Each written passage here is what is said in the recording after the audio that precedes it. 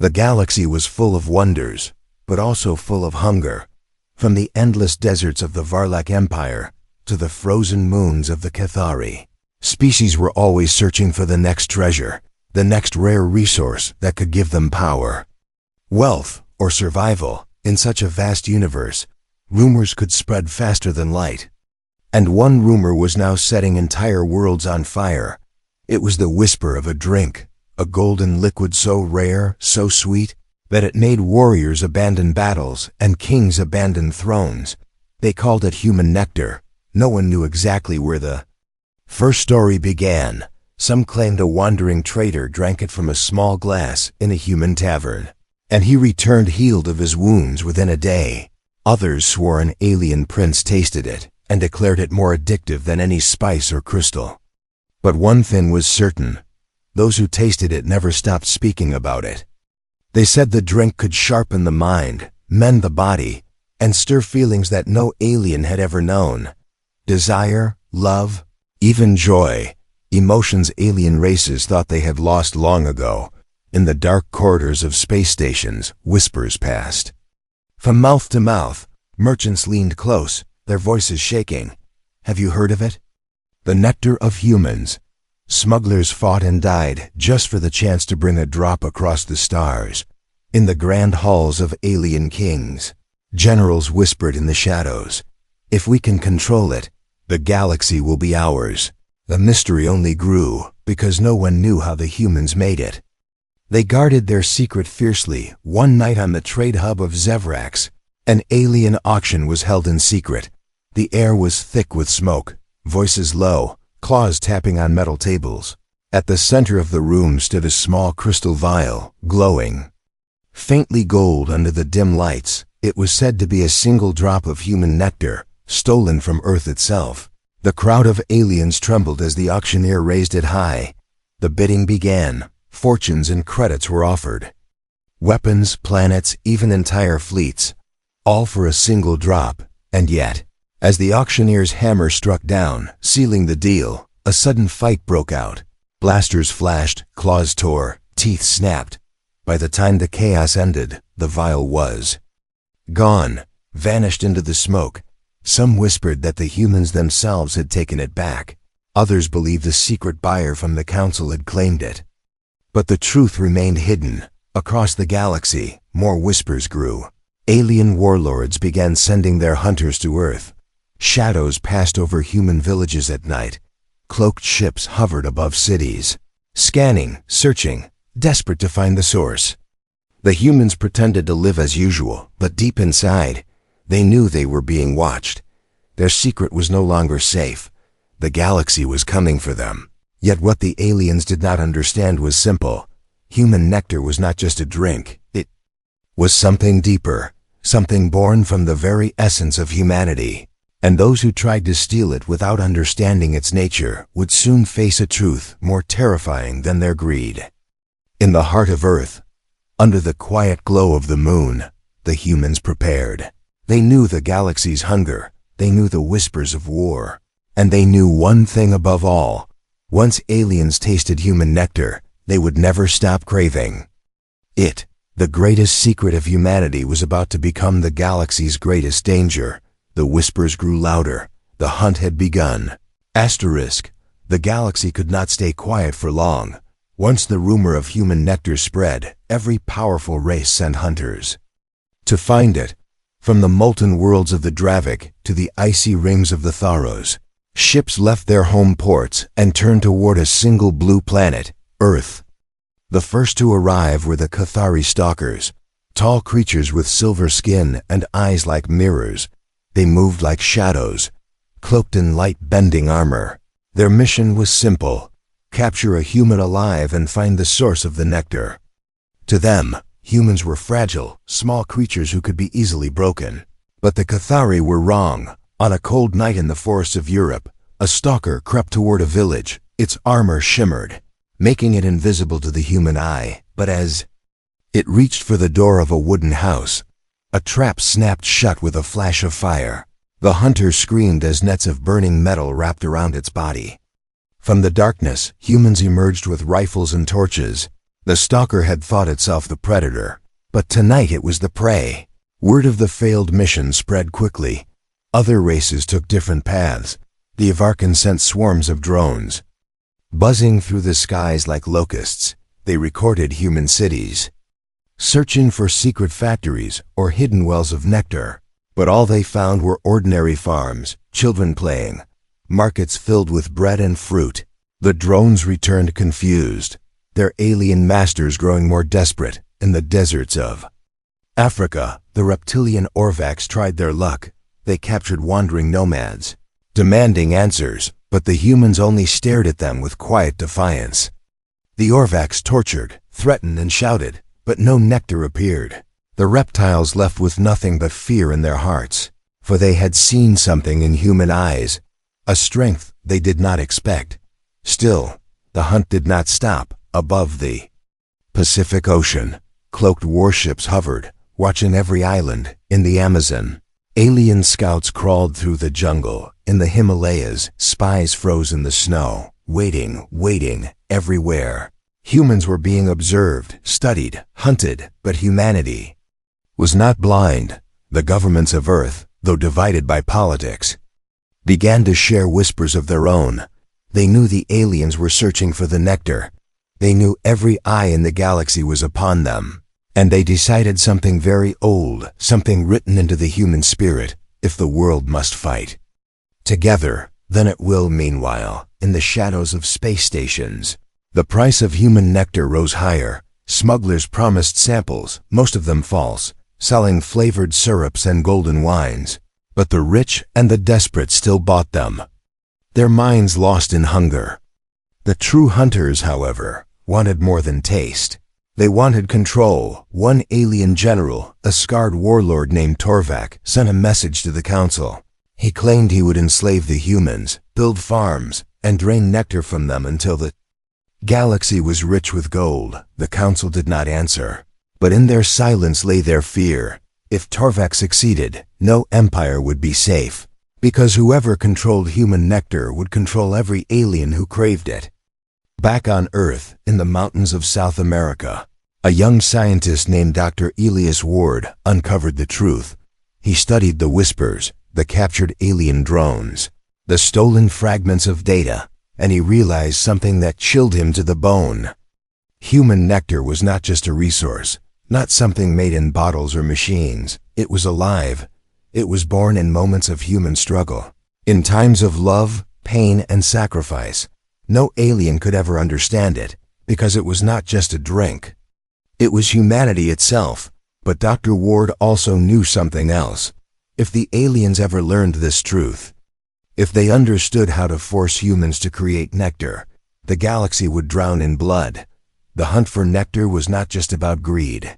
It was about survival. And the humans would need to fight not just with weapons, but with their very souls. The aliens thought the hunt was theirs, but slowly, quietly, the humans were beginning their own hunt. A hunt to turn the galaxy's desire into its greatest fear. The hunters did not know it yet, but Earth was ready to strike back. The galaxy thought it understood humans. They looked at Earth and saw a young species, still crawling among the stars. They believed humans were fragile, weak, and easy to bend. But beneath the surface of this small blue planet lay a truth no alien mind could grasp. Dr. Elias Ward had spent years studying the mystery of human nectar. He was not a soldier, not a spy, but a scientist driven by questions that burned brighter than fear. Why did the aliens crave the golden liquid so much? Why could no other species create it? And why did the whispers say it was born only from humanity? Late one night in his hidden laboratory, he found the answer. It was not in machines, not in farms, not in bottles. It was in the human heart itself. Nectar was not a drink. It was an essence. It formed when humans experienced their most powerful emotions. Love that refused to die. Pain that could not be broken. Courage that rose even in defeat. Moments when the human spirit stood unshaken, even against impossible odds. That was the secret. Nectar was the soul of humanity, made liquid. Dr. Ward tested his theory in silence. He studied survivors of wars, soldiers who had faced death and lived.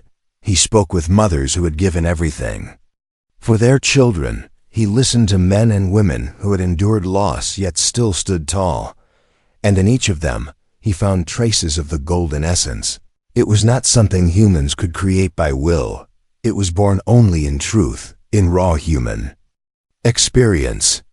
The realization shook him. If aliens discovered this, they would not stop at stealing bottles. They would chain humanity, torture them, bleed them of every emotion until the nectar ran dry. And when that day came, the galaxy would become a prison. Humans would no longer be people. They would be machines of sorrow. Outside his lab, the alien hunt grew fiercer. Cities reported strange disappearances. Villages whispered of glowing eyes watching from the forests. Ships were seen in the skies. Cloaked but not silent, the hunt for nectar was now a war fought in the shadows. Dr. Ward knew the truth had to be shared. In secret meetings with world leaders, he revealed his discovery. At first, they did not believe him. How could a drink come from the soul? But when he showed them the evidence, the way nectar formed, during the moments of greatest human strength, their silence turned heavy. Because they realized what it meant. Humanity's greatest gift was also its greatest danger. The leaders debated long into the night. Some argued they should destroy all traces of nectar, keep it hidden forever. Others said it could be used as a weapon to control the aliens who hungered for it. But one truth remained unshaken. Humanity could not allow itself to be farmed. They had to protect the secret at all costs. Meanwhile, in the shadows of space, alien empires grew restless. Reports of failure reached their rulers. Every attempt to capture nectar ended in ruin. But instead of stopping, their hunger grew worse. The more they failed, the more they desired it, because desire was the true poison of human nectar. It was not just sweet to the tongue. It was sweet to the soul. Once tasted, it was impossible to forget. Dr. Ward stood on a balcony one night, looking out at the stars. He knew the aliens would come again, stronger, more desperate. He knew battles would be fought not just on Earth, but in the very heart of humanity. And he whispered to himself, "They think they hunt us, but soon they will learn we are not prey, we are the storm." For the first time in history, the humans understood their secret. For the first time, they saw the truth behind the whispers. And for the first time, they began to prepare not just for survival, but for dominance. The human secret was no longer hidden. It was the spark of something greater, the beginning of fear, not for humans, but for the galaxy itself. Asterisk. The galaxy was restless.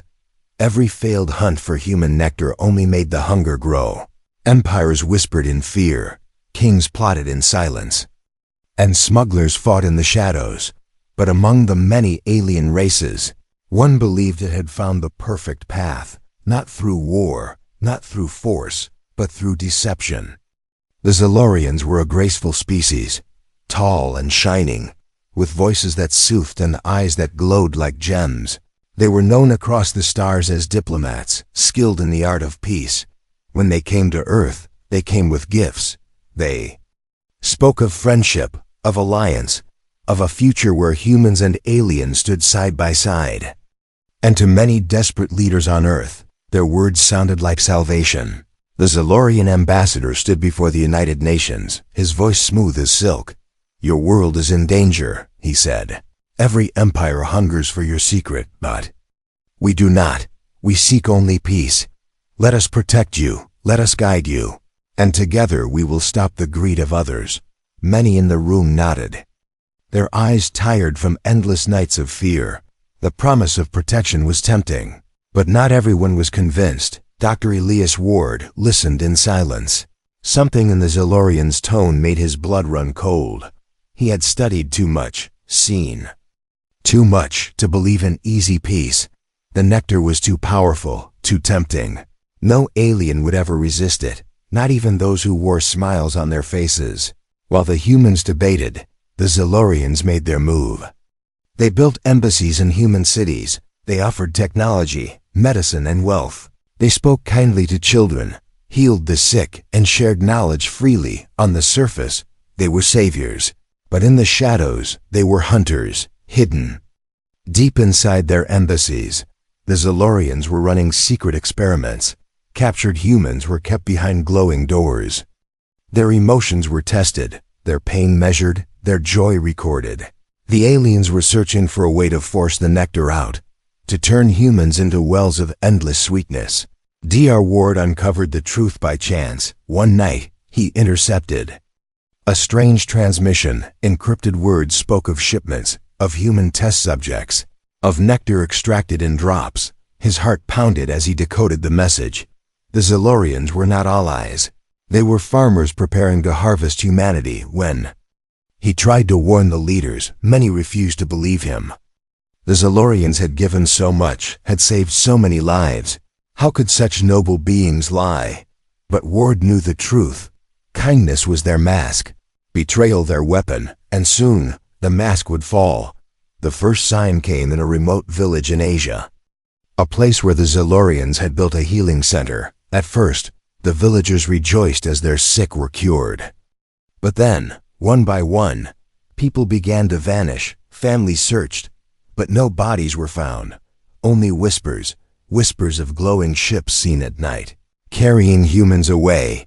When the humans finally broke into the center, they found the chambers, rooms, filled with strange machines that pulsed with golden light, machines that fed on human emotions and turned them into nectar. The betrayal was no longer hidden. It was written in the tears of those who had lost their loved ones. The news spread fast. Earth's trust shattered. The Zalorians, once welcomed as allies, were now seen as deceivers. The people cried out for justice, for vengeance, and for the first time, humanity realized something important. They could not depend on the galaxy. They could only depend on themselves. The Zalorian ships tried to flee, but they were hunted. Human forces struck with anger and fire. The sky above Earth burned as the betrayers were driven away. But the damage was done. The galaxy had learned that humans could bleed nectar, and that knowledge was worth more than any treasure. Dr. Ward stood once again beneath the stars, his voice quiet but unshaken. "They will keep coming," he whispered. "Every empire, every hunter, they will not stop, but neither will we, and when they betray us, we will show them who we are."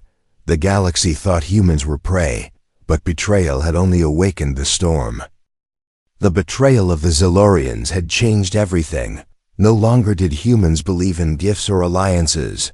No longer did they look at alien words with hope. The mask of peace had fallen, and beneath it, the galaxy showed only hunger. But something else had changed too. For the first time, the humans stopped waiting, they stopped hiding, and they began to plan their own hunt. The secret councils of Earth gathered in hidden chambers. Leaders, generals, scientists, and even ordinary men and women sat together. They knew the aliens wanted human nectar. They knew the hunters would never stop. And so, they decided to use that hunger against them.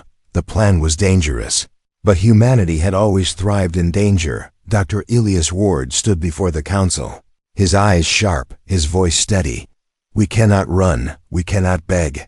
The galaxy thinks we are weak prey, so let us make them believe it, and when they come close, we strike." Across the world, secret traps were built, in deserts, in jungles, in ruined cities made to look abandoned. Small vials of nectar were left in plain sight, glowing like golden fire, but each vial was a lure, a bait for the desperate. Hunters, the first to fall, were the Vorth, a savage species with claws like blades. They landed in the wastelands of North Africa. Following the golden scent of nectar, their scouts moved quickly, their voices filled with greed. "Find it, take it. It will make us kings," they hissed. But as they reached for the glowing vials, hidden charges erupted beneath their feet. Explosions tore through the sand. Nets of fire closed around them. From the cliffs, human soldiers appeared, rifles aimed. Eyes cold, the hunters screamed, but none escaped. News of the ambush spread, but instead of fear, it brought more hunters. The galaxy could not resist. They told themselves the first group was foolish, unlucky, but they believed they could succeed where others failed. Again and again, the traps closed, alien raiders fell in the jungles of South America, drones were fried by hidden signals in the ruins of old cities, warriors were captured alive and paraded before cameras. For the first time, the galaxy saw not fragile prey, but clever predators. The most daring strike came above the Pacific. A massive alien ship hovered, scanning the oceans for nectar. But human forces had been waiting. Jet fighters flew low across the waves, carrying strange new weapons. The ship opened fire, beams of light cutting across the sky. But then, a hidden submarine rose from the depths, launching a weapon forged in secret. The alien ship trembled, its shields failed, and fire lit the heavens. The ocean swallowed the wreck, and humanity roared with victory. The galaxy was stunned. How could a young race with such little technology strike down hunters so powerful? How could prey turn into predators? The whispers began to change. Aliens spoke not only of nectar, but of the humans themselves, dangerous, unpredictable, untamed. Dr. Ward watched it all unfold with quiet satisfaction. He knew the war was far from over, but he also knew the galaxy was learning a lesson it would never forget. You cannot hunt a species that has learned to hunt you back, he said. Yet victory carried a shadow. With every alien captured, with every ship destroyed, the hunger for nectar only grew stronger. The Council of Worlds argued in secret, their voices trembling with fear and desire. Should humans be destroyed before it was too late? Should nectar be banned forever? Or should it be seized, controlled, farmed? Every choice led only to more conflict. On Earth, the people felt both pride and dread. They had struck back, they had shown their strength, but they also knew the war had only begun, because now, the galaxy would not just send hunters, it would send armies. The humans stood ready, their traps set, their eyes sharp, their courage unshaken. The galaxy thought nectar was the greatest prize, but soon it would learn the truth. The greatest power was not the nectar itself. The greatest power was humanity. Far beyond the blue planet of Earth, the Galactic Council gathered. It was a chamber older than most empires, built of crystal and stone, orbiting a dead star. Here, the rulers of the galaxy's greatest races met to decide the fate of worlds. Now their voices trembled, not with war, not with politics, but with fear. The name whispered in every corner was the same: humans. At first, the council had laughed at the idea of a young race, small and fragile, holding any power. But the destruction of hunters, the fall of alien ships, and the growing rumors of nectar had silenced their laughter. Now they sat in shadows, their eyes filled with doubt. The Zolorian delegate, ashamed after their betrayal was exposed, spoke first. We must act. If humans rise further, the balance of the galaxy will shatter. Already our fleets have failed. Already our hunters lie in graves. Others nodded, their claws tapping, their tendrils curling in unease. A massive creature from the Vorth slammed its fist on the table. Destroy them. Burn the earth until nothing remains. Nectar will be lost, but at least the danger will end. His voice shook the chamber, but it was not met with full agreement. The sleek, cold-eyed Cathari delegate leaned forward. You speak like a fool. The nectar is too valuable, too powerful. We cannot destroy it, we must control it. Capture the humans, breed them, farm them. If we rule their essence, we rule the stars. The room erupted with shouts, half the council demanding war, the other half demanding control. And yet, even as they argued, something darker was happening. Many in the chamber had already tasted human nectar in secret, small drops stolen, hidden, traded in the black markets of the stars. Some delegates sat with golden stains on their lips, their hearts racing with the memory of it. They spoke of control, of peace, of war. But in their eyes burned only one truth. They craved it. The council chamber trembled with division. Some feared humans as monsters, predators who had tricked the galaxy. Others saw them as prey, beasts to be chained, but all of them deep inside desired what humans alone could give. A frail voice rose above the noise. The Tharos elder, whose kind had lived for thousands of years. You do not see the truth. Nectar is not a resource. It is not a treasure. It is a curse. Look at US, already divided, already poisoned. If a single drop can do this, what will rivers of it bring? His warning hung in the air, but greed drowned it out. In the farthest corner of the chamber, a silent figure observed, a spy for Dr. Elias Ward, a human hidden by stolen technology. He listened to every word, his mind heavy with what he heard. The galaxy was not united against Earth. It was breaking apart, torn between fear and hunger. And that weakness could be humanity's strength. Back on Earth, Dr. Ward read the report with grim focus. The Council was afraid, but fear made them dangerous. He knew armies would soon march, fleets would soon rise. Yet he also saw something else. Addiction, division, obsession. The galaxy's leaders were no longer thinking clearly. They were not united hunters anymore. They were wolves fighting each other for scraps. Ward gathered the human leaders once more. They will not come together. They will tear themselves apart. But that does not make them harmless. Fear is sharp. Hunger is sharper. We must be ready for both. The Council of Earth nodded, their faces hard. They knew the storm was coming, but they also knew the galaxy was no longer whole. In the great chamber of the stars, the debate raged on for days. One side shouted for fire. One side shouted for chains. The voices grew so loud that no one noticed. The quietest truth, humanity had already entered their hearts. Not with armies, not with weapons, but with a drink that twisted their very souls. By the time the meeting ended, no decision was made. The Council left broken. Each empire preparing its own path. Some forged weapons, others prepared farms. Some even sent secret buyers to hunt for nectar in the black markets. But all of them feared the same thing. What if humans were stronger than they appeared? What if nectar was not a gift to be taken, but a weapon to be feared? And so the galaxy moved closer to war. Not a war of unity, but a war of chaos.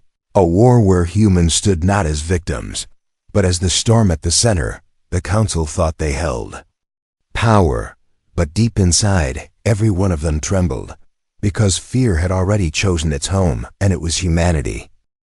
The galaxy stood on the edge of chaos. The Council was broken, empires divided, hunters desperate, and still the whispers of human nectar grew louder. It was no longer just a drink. It was a shadow that haunted rulers and poisoned thrones. And yet, none of them understood the full truth. Not yet, on Earth, Dr. Elias Ward prepared for the final step. The world had changed. Humanity had struck back, and the galaxy had begun to fear. But fear alone would not protect them. The time had come to reveal what the aliens could never grasp. In a hidden chamber beneath the mountains, leaders and soldiers gathered. The air was thick with silence. The weight of the future pressing down on every heart. Dr. Ward placed a small vial of glowing gold on the table. This, he said, is what they crave, but it is not what they think it is. Nectar was never made for them. It was never meant to be traded. It is not a gift. It is a warning. Gasps filled the chamber. Ward continued, his voice calm but sharp as a blade. Nectar is born from our pain, our love, our strength. It is the liquid form of what makes us human. No machine can copy it, no lab can build it, and no alien can truly understand it. Because it is not just a drink, it is a defense, a weapon written into our very souls. The soldiers leaned closer, their eyes narrowing. A general asked, "A weapon, how?" Ward raised the vial, the golden glow flickering against the walls. When they drink it, they do not just taste sweetness. They taste humanity itself. They feel what we feel. They see what we see. And for a moment, they lose themselves. They are trapped in our emotions, our courage, our defiance. And it breaks them from within. The chamber went still. The truth was heavier than any weapon. Human nectar was not weakness. It was strength disguised as temptation. Every alien who craved it was binding themselves to humanity, enslaved not by chains, but by desire, and beyond Earth, the effect was already spreading in the halls of the council. Leaders who had tasted nectar began to falter. Some broke down in madness, whispering human words in voices that shook their people. Others turned on each other, obsessed with finding more. The addiction was no longer a secret hunger, it was an open wound tearing empires apart. For the first time in history, humanity was no longer hunted, it was the galaxy that was breaking. The hunters had become the enslaved, not by force, but by the very essence they had once desired when the first alien fleets returned to Earth, demanding nectar with fire and steel. They were met not with surrender, but with silence. The humans did not fire first. Instead, they released the truth into the galaxy. Broadcasts carried the words of Dr. Ward across every channel, every station, every empire. You crave what? We are, but to crave us is to bow before us. Nectar is not yours. It was never yours. It is humanity itself, and you cannot take it without losing everything you are.